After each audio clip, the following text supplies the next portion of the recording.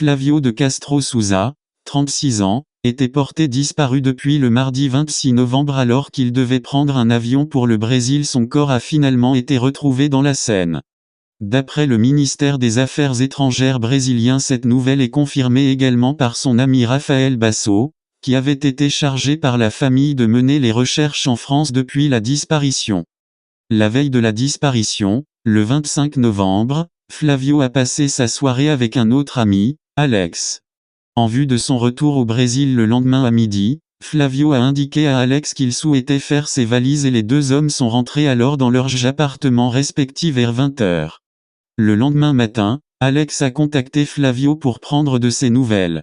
Le photographe lui a indiqué alors qu'il se trouvait à l'hôpital. La raison, il serait tombé dans la Seine, tôt le matin même, a raconté Alex sans donner plus de détails quant aux circonstances de cette chute.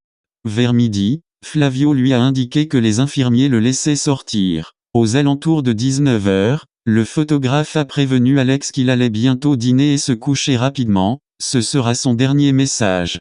Selon les autorités, le corps de Flavio ne présentait aucune trace de violence, et la cause du décès a été attribuée à une noyade, avec une hypothèse de suicide.